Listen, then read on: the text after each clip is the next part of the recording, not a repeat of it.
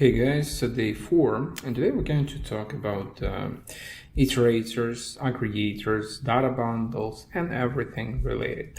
So basically, our first goal for today's session will be learn the main modules that make has to work with the data bundles, and this will be basically iterators and aggregators. So let's get familiar with them. So we have this flow control in tool section set of modules here, and we have these two guys, which are iterator and aggregator. So potentially you can use the repeater to repeat something and then aggregate as data, but usually it will be iterator and aggregator. So let's start with the iterator. This super common and like really common module in a make, and you will see it a lot in different scenarios. And then we will talk a bit about the aggregator, and then a couple of a group of aggregators in our tools here. Then we're going to see the examples on how these modules work in real life. So we will start with a simple array that you can literally create either by selecting the items. So you can go and do the item here, right, and just add, let's say, 1 and then 2 and 3 and 4, right, something like this. So that will at once will create array and will iterate. So by iteration we mean that we have our array. So you remember the structures, right? So this is an array, and this is array of collections, and each collection has a property with a name of value. This is actually default name for output, right? So iterator will by default will output the value collections with the some value property with the same name in it.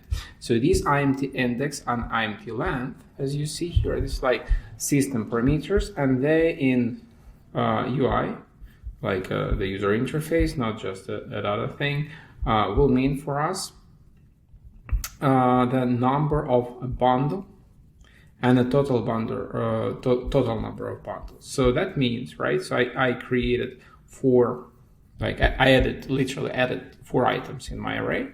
So then I iterated them. So this process calls iteration, where we kind of split them and we output each item of array in different bundles. So previously when you work with a, let's say, module and it returns one record or one email or one something, that was kind of one bundle, right? But here we at once iterating and returning 4 of them, so that you may match this or compare to emails, right?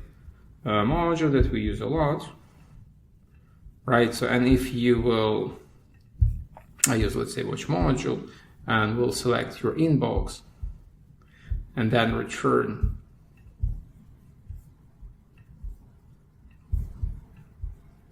let's say 4 emails, right? So you will also have 4 bundles on output. So these bundles, if you have set a limit for it, so these bundles will mean emails in this case, because they are items of our array, right? So that module literally takes the data from the API, in this case it's a Gmail API, and outputs you 4 bundles, like 4 pieces of the data, right? And each of these pieces can contain some data in it, some structure. But if we take a look at a JSON, we will see that this is one big array, right, with the collections in it. So here are our collections, but in fact the whole output of a module is one huge array, right, with some bundles in it. So if we have just one bundle, so this will be one collection, but if we have more, will be more bundles. So this is idea in comparison to what you have here. So it's kind of automatically iterated for you. And here you have something to iterate. Actually, I keep my watch emails module to show you some iteration of arrays. But for now, let's stick with this. So this will be your array, right? So what I'm going to do right now, I'm going to create array using a function. Usually I use and we will map this array at once, because here when you map array, you need to map a structure, not a text, not a JSON text. You need to have a structure. For this, I will use a split, that function using a sum separator to turn the text into array.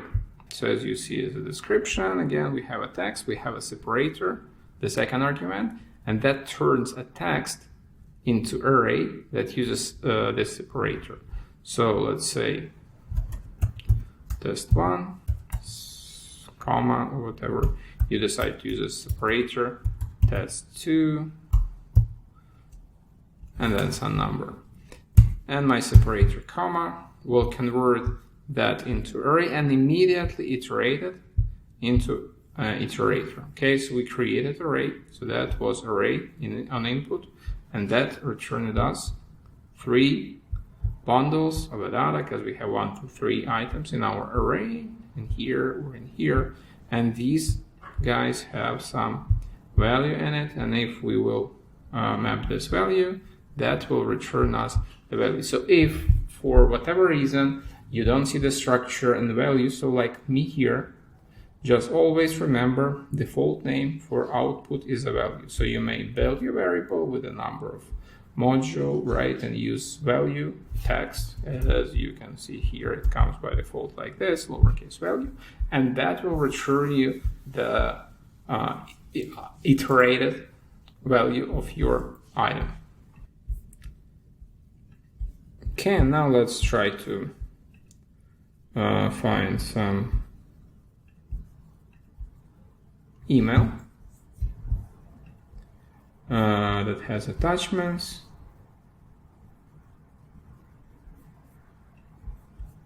And test it out. So I'm going to allow to pull several emails. I will select some emails, just like this. So we potentially should get maybe 10 or something emails. So what I'm going to do, I'm going to use my array of attachments, right? So that how we use the iterator, we put here array, right? So it requires from us array to iterate it, because we can iterate arrays, right? And by default, and that how it works. So we always iterating arrays, just remember it. And then we need to do just one thing, to not iterate empty arrays, which we also can do. But I prefer to say, let's say, let's use data, let's say exists, right? So if the data in first attachment exists, means we have at least one attachment, and we can do it. What I can do also, I can say 2 attachments, right? So second data, attachments, the data of second attachment exists. That will mean I will have more than one attachment in my email, right? So it will be logically iterate more than one, because if you have just one, there is no reason to iterate it. You can just use their values by default. So let's see if we will get any. We actually won't. So then I'm going just to email to my email something with attachment. So let's do it real quick. And our test email will contain, let's use several blueprints for our test, and let's just send it. So that should help us get an email with attachments and illustrate our thing. So I will actually pull like +3, so we should filter 2 of them. and iterate the only last one. So as you see, only one of three pass it, because none of these two had a second attachment.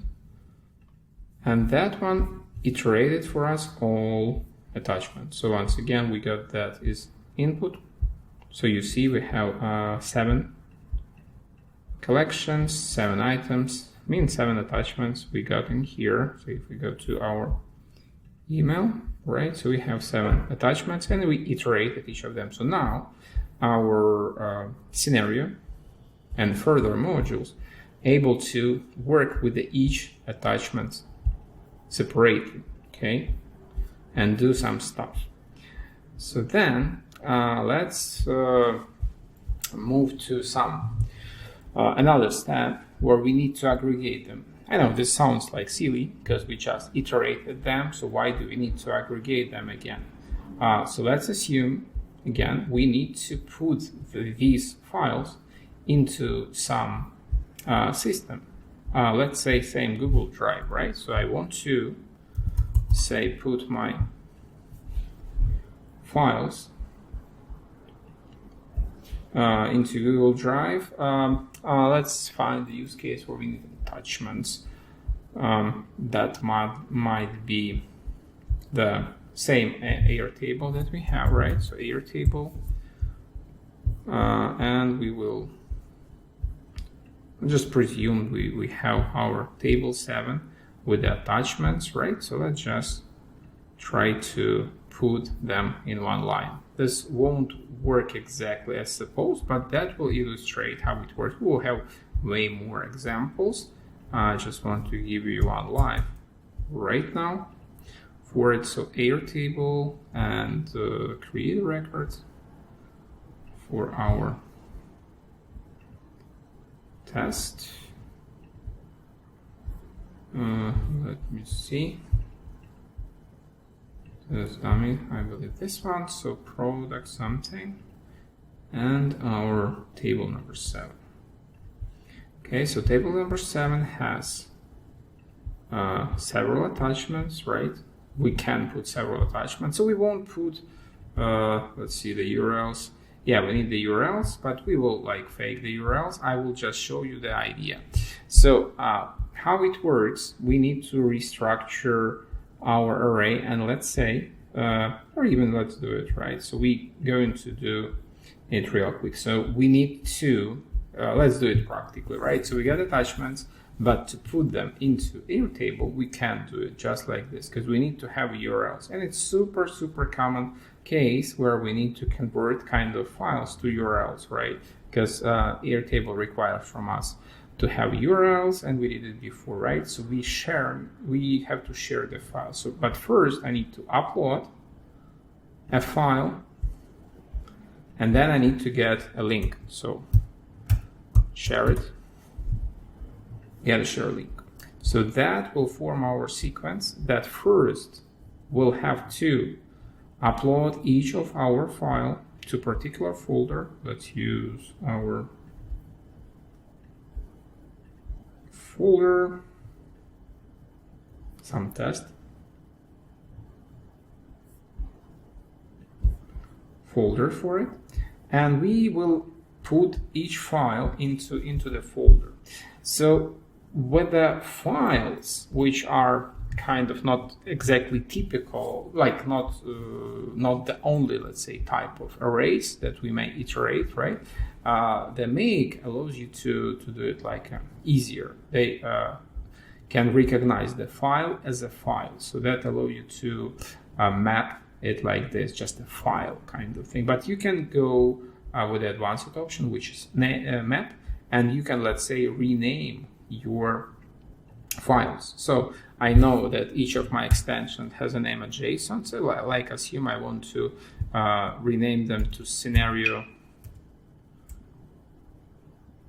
and then just I may use, let's say, their position. So bundle order position. This also helps us to understand how to work with these bundle order positions. And I remember and I know that all of them are JSONs, right? So I will name them scenario 1, 2, 3, 4, 5. .json for file name, and data, this is variable with the binary data of each file, will just come like this. Okay, so let's double check. We have a data which is binary. Okay, so this is literally should be binary, but since this is a JSON, it's just a piece of a text, right? So the system able to interpret that and show you as a text. But technically, files always come as a binary files. But if like system can read it, they show you it. Okay. In this case, it's able to do it. Usually, you will see like zeros and no, like the binary. If you send, let's say, image or something, you are unable to read the image. While JSON and text file, you're able to just read as a piece of a text. So what we've done, we iterated our attachment, right, to kind of process our files one by one. Then we go to our Google Drive to upload each of them and rename each of these guys. Okay. Then we're going to get the shared link for each of them.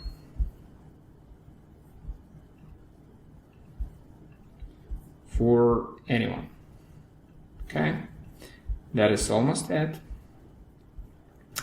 And now we have a thing, right? So we did with this before, but this, I want to explain you how it works Array Aggregator. So Array Aggregator allows you to aggregate the array, because right now in here to create the one record, which will be called, let's say, JSONs, right? We can even do it. So if I will create my thing like this, right, and I will just put my potential variables from here, right? So I will just, let's assume we don't have this guy at all. We'll exclude it, and we'll just, I will pretend I have no idea that I need to aggregate the data to have one record. So what will happen in this case, our file will be added each time, right? So let's say I will have whatever subject as a file name, and I will just add my attachments from Iterator, because I kind of know that I have file name, so logically, we need to upload them. So then I will take the file name, let's say from Iterator, because Iterator has the file names, and then we need our public URL, right? Display name, web content link, this one, right? So web content link we need from shared file, and let's do it quickly. So last email that we had with our attachments,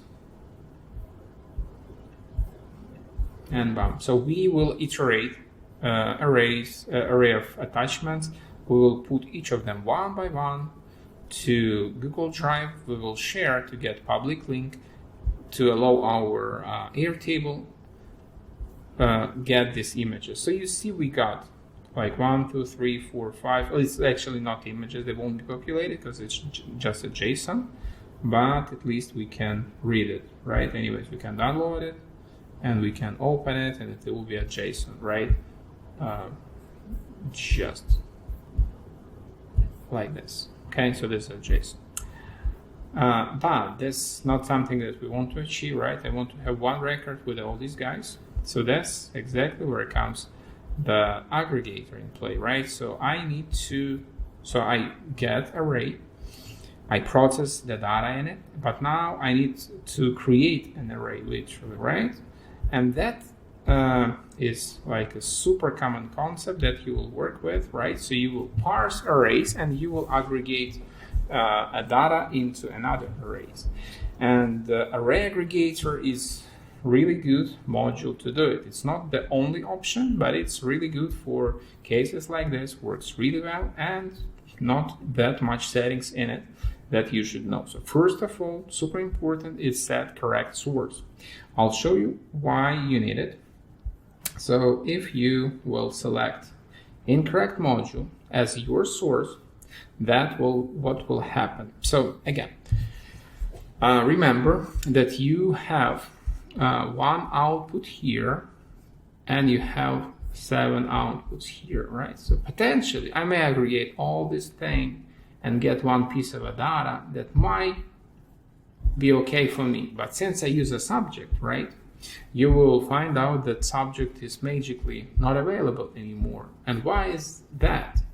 And that happens because we aggregating all this thing that's happening inside the aggregation sequence, which marked as a gray right now, into one solid piece, right? So you potentially may work with this piece as with an array, right?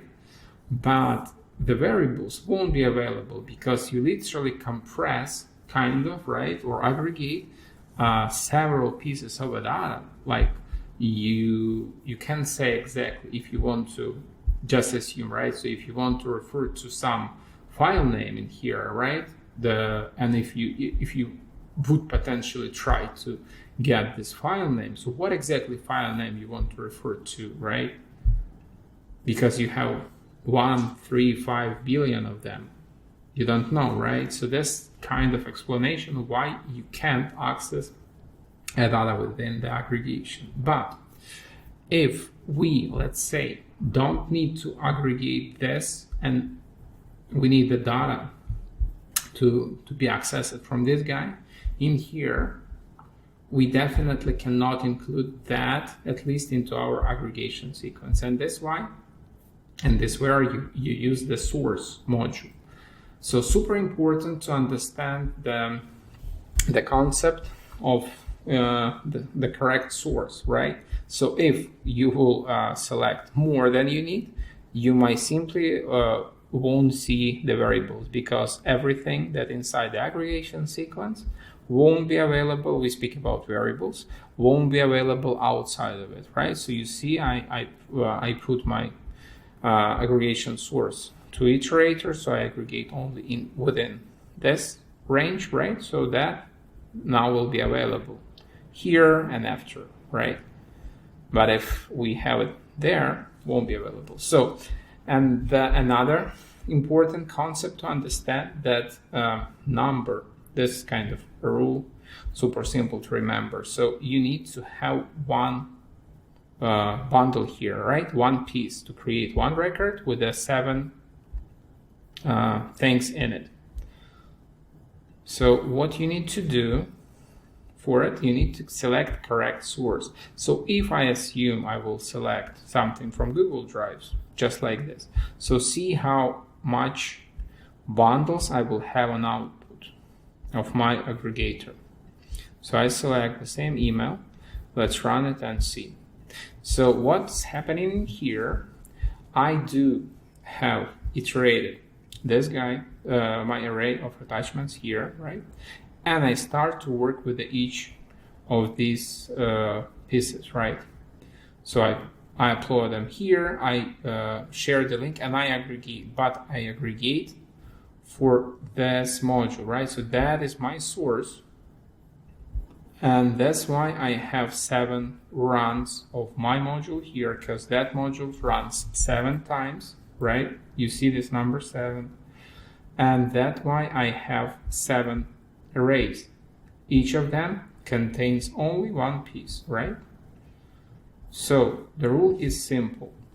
The number of outputs of your array aggregator by default, this is also important, equals a number of inputs or number in this circle, right? So, or number of runs of the source module. So if I need one output, then I need to select the module that was executed only once or has one input.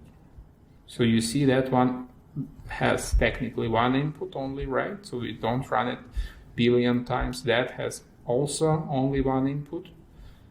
We kind of, again, executing this only once. So you see during the execution that and that has only one module. So then we will have the only one. But because I selected that, I literally have output also 7 times.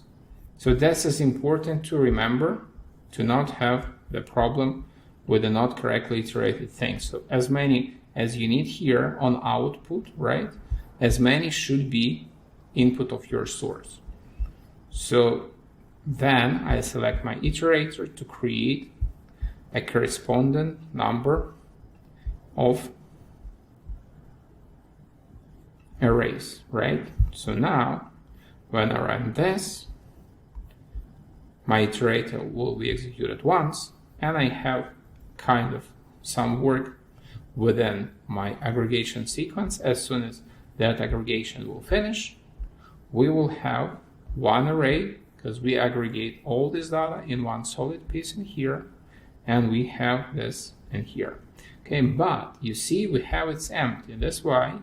It's just because we haven't instructed our array aggregator to do something. So here you have two options how to work with the array aggregator.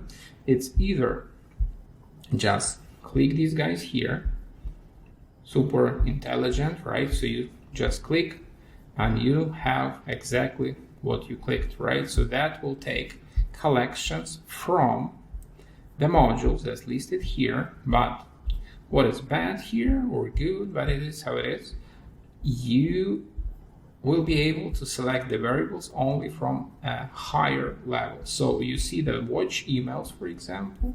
Well, let's take something simpler with the less variables.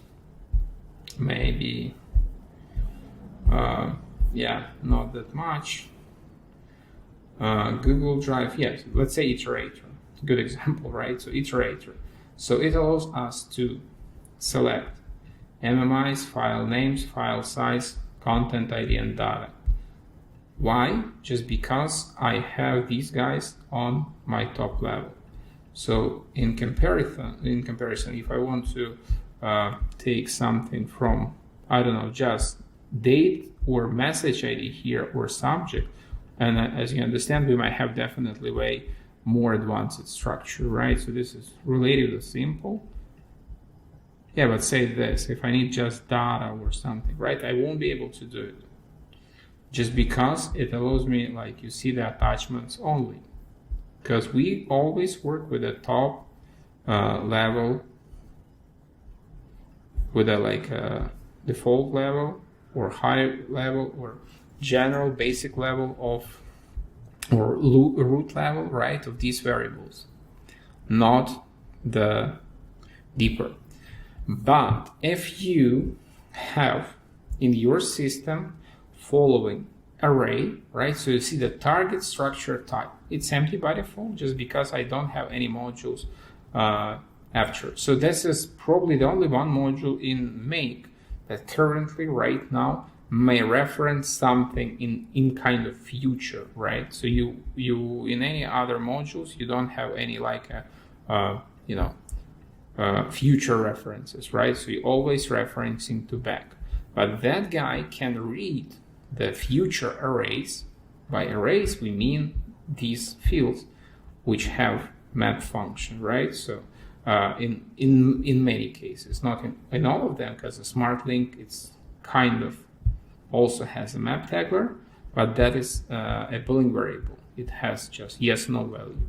But that guy as like attachment has map and has a field, right? So that is kind of array. So you see here another thing to find arrays like items, right? So you understand if you have like numerous of items, not limited number of items, there's definitely array, right? And you can also, the good idea is to run the module, see the output, see the structure, just to make sure.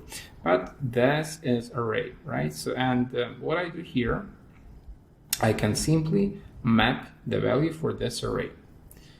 Just like this, for example, right? Like I definitely can put any variable, but it must be an array.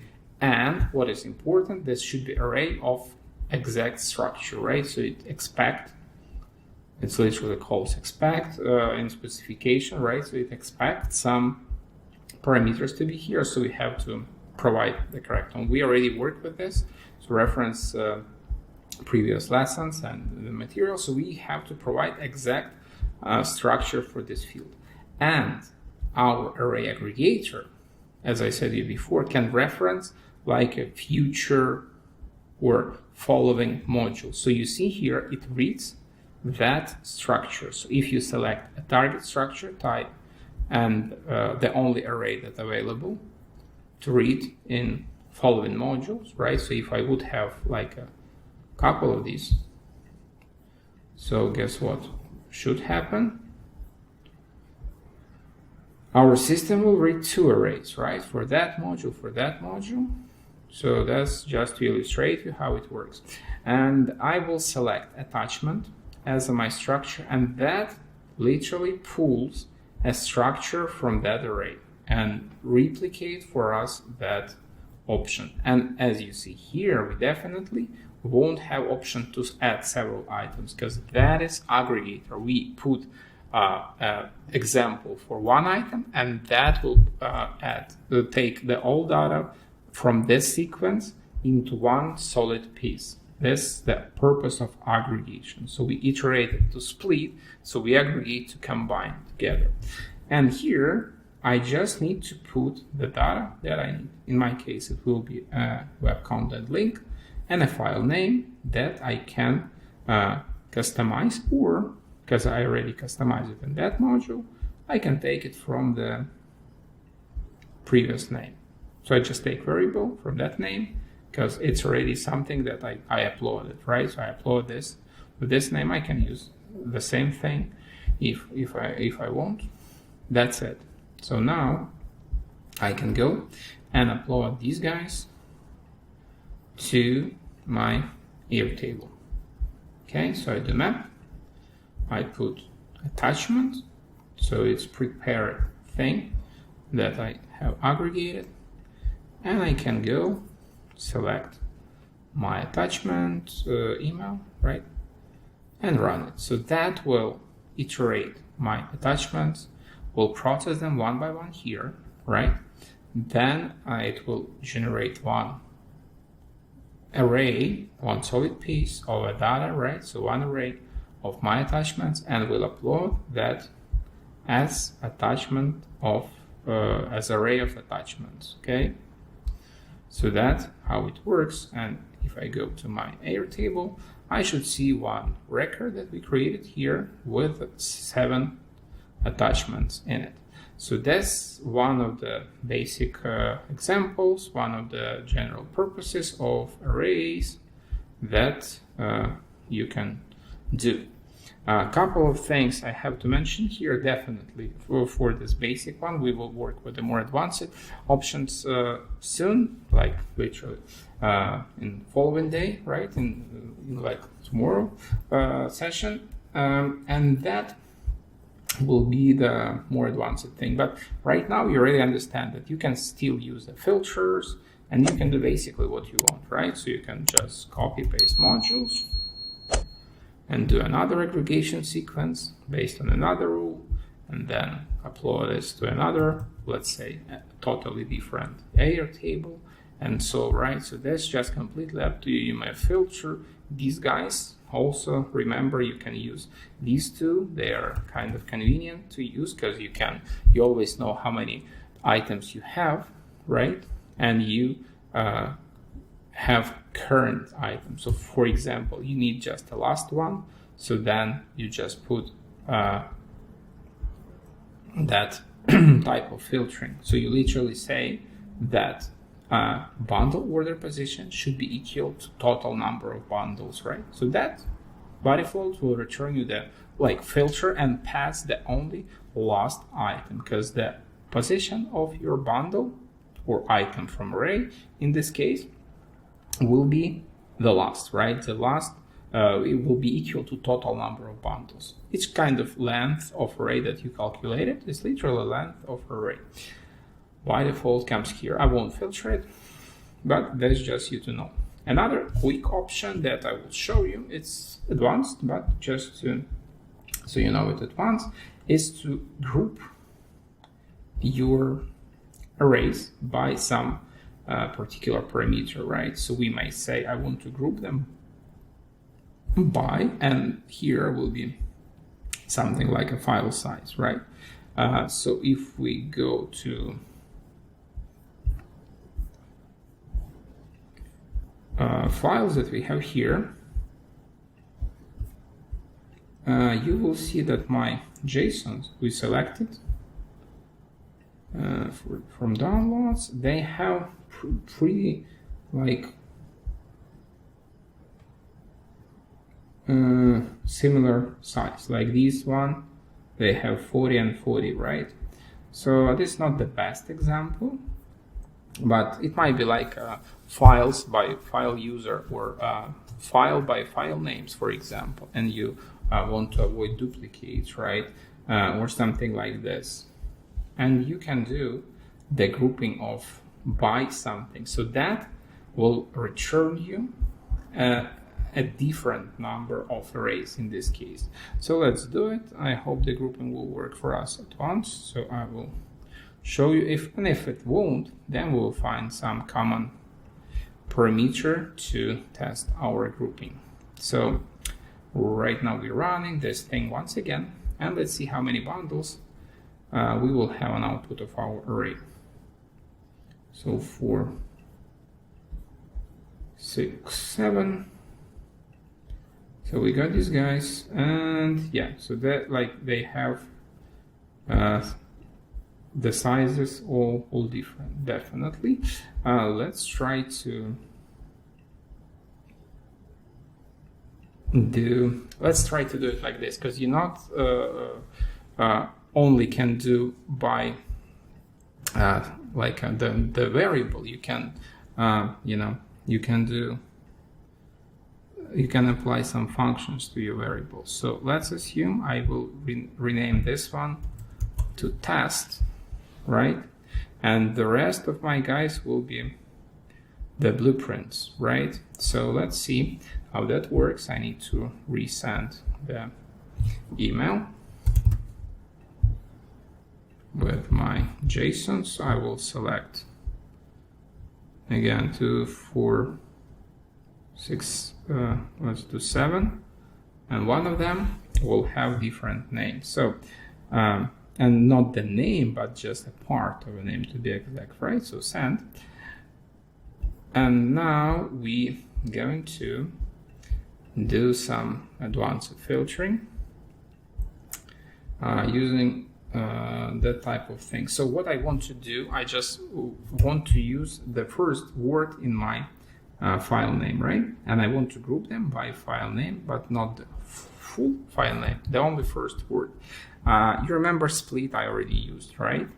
So split function will literally split our word, and in this case, right, by something. This something will be my space, because I know that I have my words coming like word, space, something, all of them, right? So I will just need to take the first part of this separation to like split them to array and take the first item of array. For that, like we got already array, so just to remind you, after split by separator space, we got an array, and I need to get the first item. So just type get and type 1. So that will return us the first item.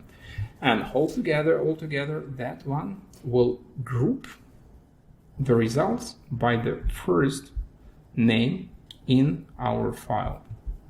So you will see what will happen right now when we will test it out. So we should get 2 arrays grouped by some common parameter array, and that common parameter will be a first word in the file name. So 6, 7, and we got 2 arrays, right? So besides the grouping of them, that function also provides us a key that we use for a grouping. So it first of all, it definitely works for the particular purposes, right? So you can say like you group this for some purposes, right? So you can use this key, but also you can use it as a trick, and I'll show you how it works. In some cases you can or you need to aggregate the whole stuff, right? So for example, I want to aggregate, I must, let's say, aggregate the whole thing, right? Just because of something, right? Because I need to have one bundle.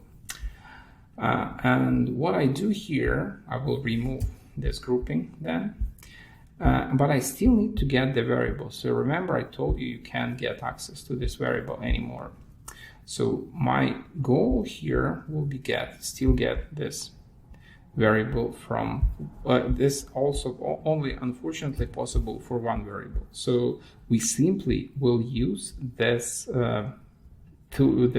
option of grouping for one parameter. But since I use the subject in this case, right? So, but since this parameter will be always the same for all these guys, right? So we will simply have still one group, one array, but we can then use this key. And that key will be our thing that we put as a grouping parameter.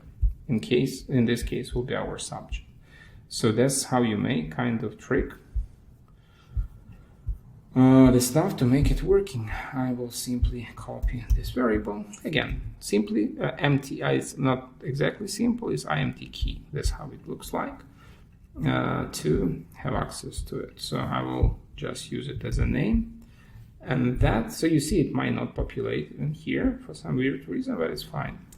And that will allow me to get access to variable from iteration sequence, but this only works for one of them. So that's how we did it. And we going to get the same subject name, right, that we have. It actually was without subject, but it is okay, right? Anyways, you got a point, and you can use this as a key. This just because I send my email without subject, as you remember, no subject here. But this, you can use this as a trick. So let's quickly go over the rest type of things, because it's way easier than these two guys. The rest work pretty much simple. You know the basic ideas for aggregation, so you won't be, surprised with it. So we have several type of aggregators, which are like, let's bring all of them together. I almost never use the tables. You may, it's probably will be just for HTML. So it's a table aggregator. So you see, it works exactly the same way, just besides one thing, it doesn't have the structure. It can pull the future structure. So source type, again, you select the source, let's say the iterator, right, in here, okay, and then you select the variables, and these variables will work like aggregated fields, column separator, row separator. Again, as I said, it's a table aggregator. It's a tricky one, and you will use it probably only for HTML tables, which is not a super common use case. So in most of the cases, you will use either, and this probably will be the most common one, option. It will be either text aggregator, which we again already used, right?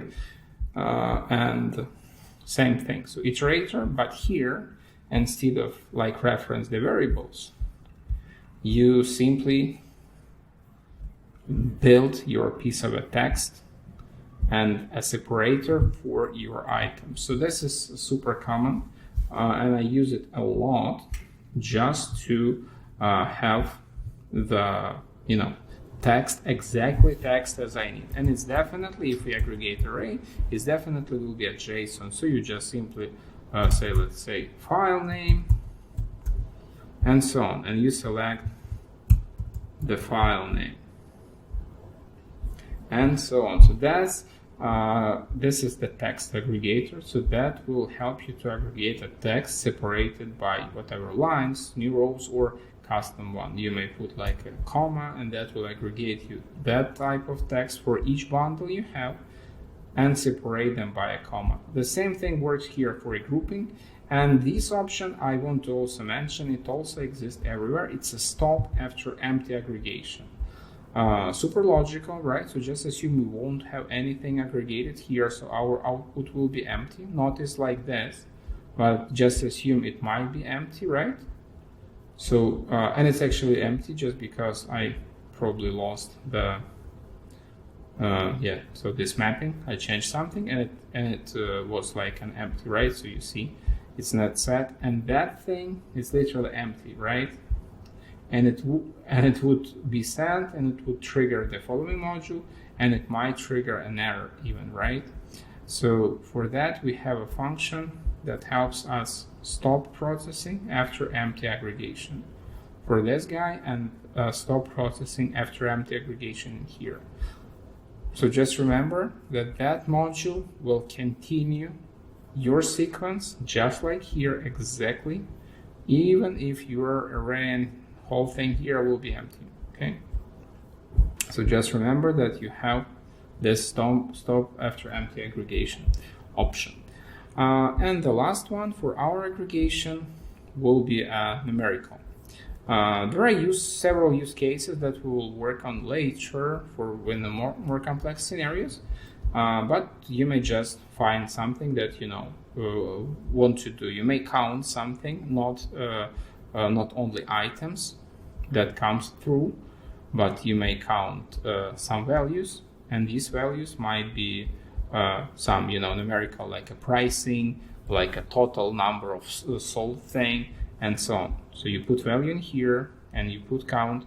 Count will So count should count the number of things.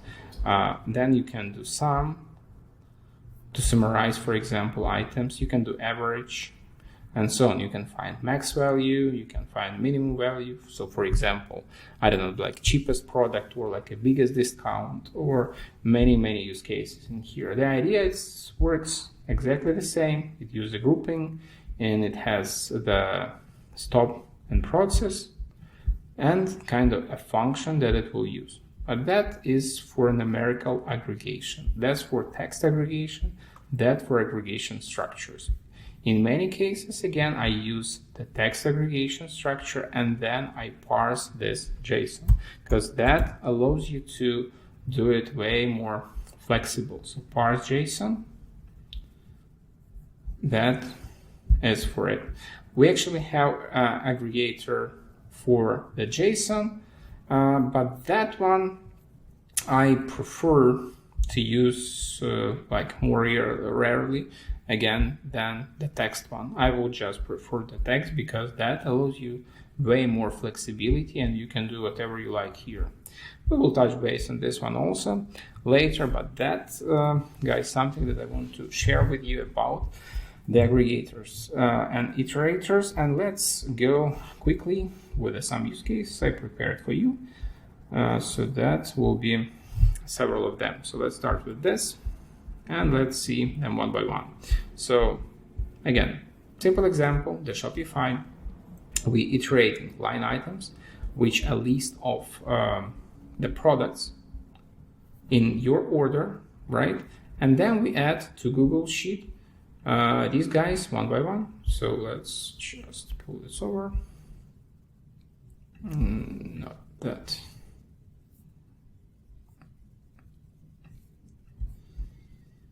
Okay, so that allows you to get data from, you see the general module, which is one about the customer, for example, and then data about products, because here we are iterating a list of products. Just want to stop this a bit.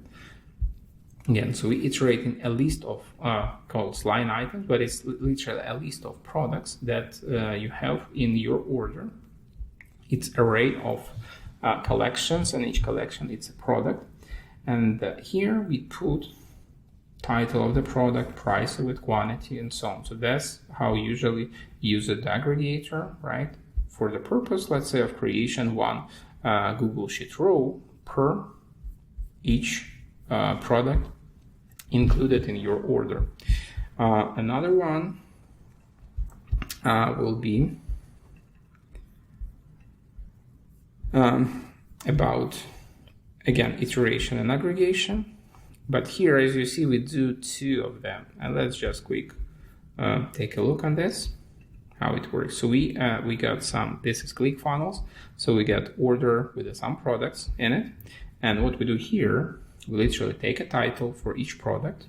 We take the price, because that price return it in cents. So it's kind of, or sorry, in dollars. So it's kind of, we need to convert it to cents to make it fractional for special thing.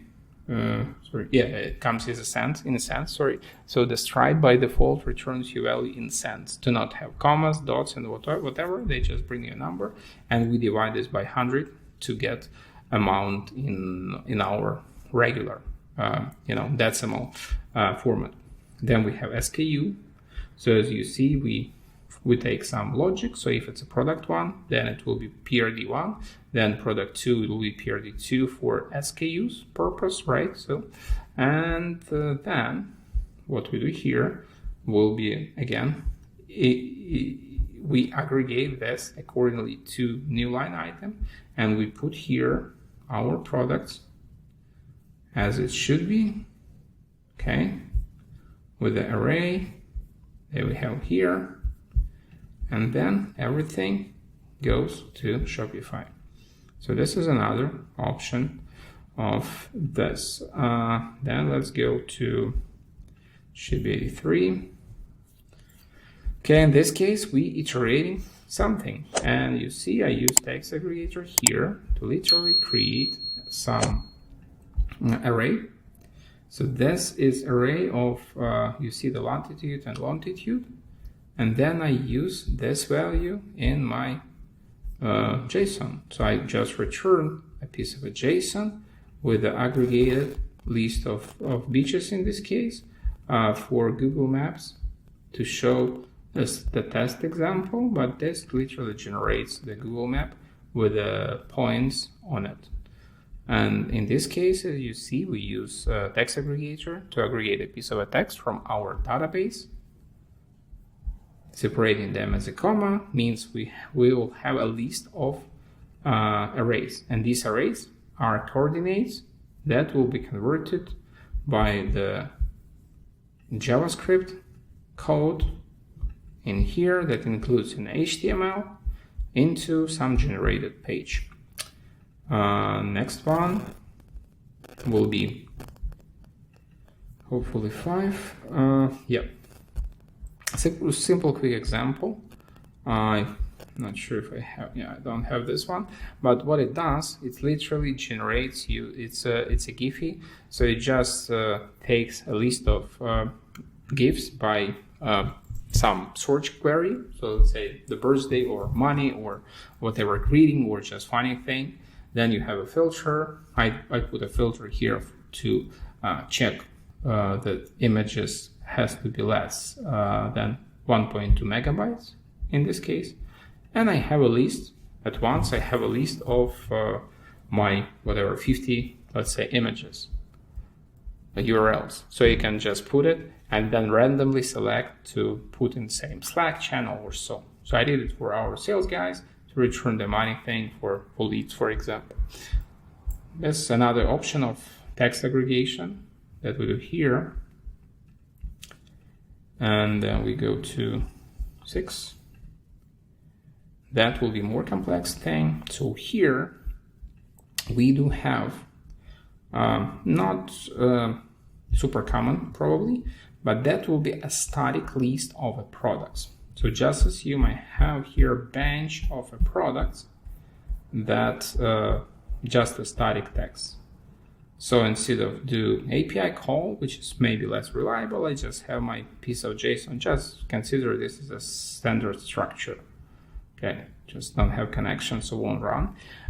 So what I do here, I list the products from my Pipedrive, filter them by particular name. So I need bundles only from the Pipedrive.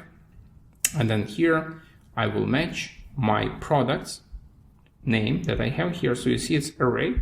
And this is actually another trick that you may use. If you will parse in a JSON array of collections, nameless array, that will also work as an iterator. So you don't need to waste another module thing. So you may just, don't iterate your JSON with a name of array in it to iterate, not parse the JSON to iterate it after. If you do iteration of nameless array, the big one, big array, that will automatically iterate it for you.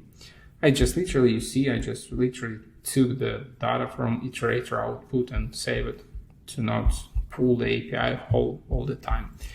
And then I just match if my product matches my list of my products.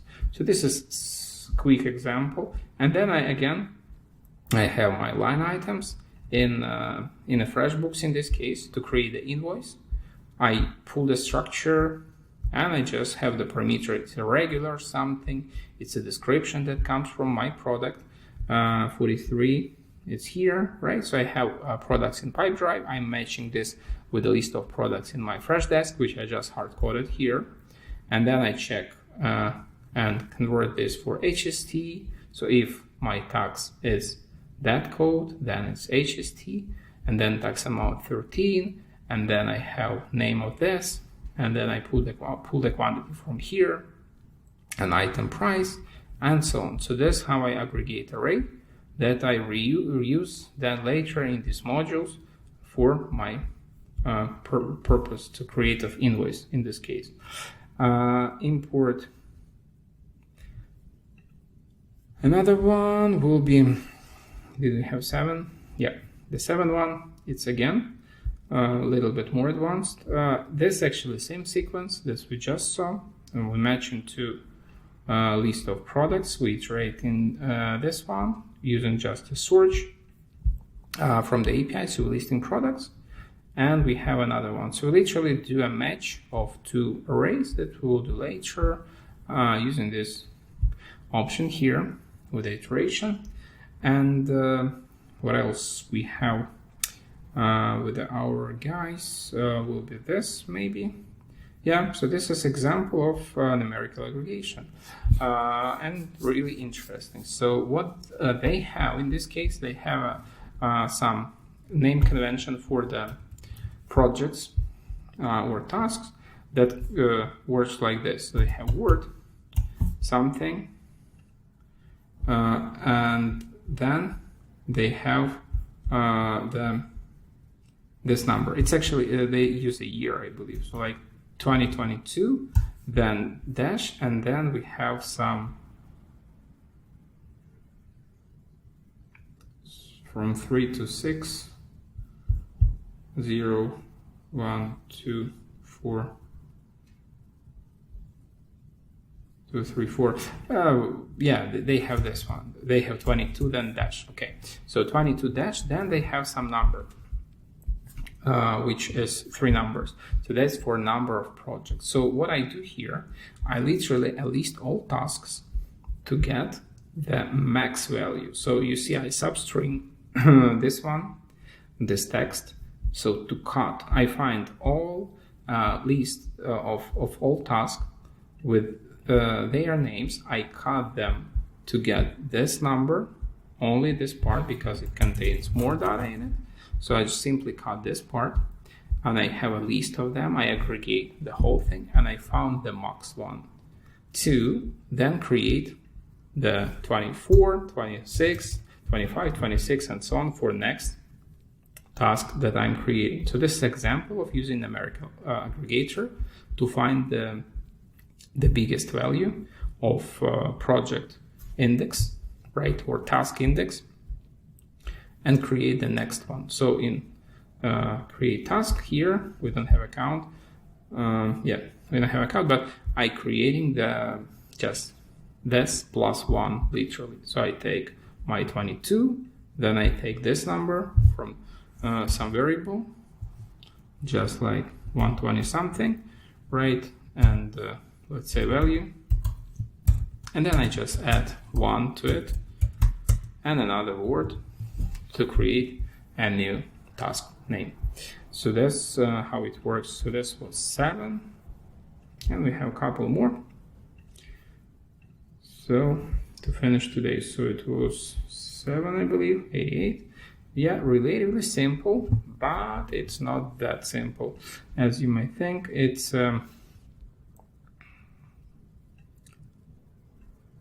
literally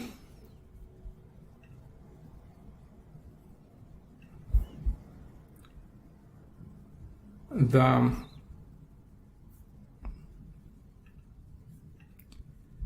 okay, I imported that. Yeah, I imported it in here.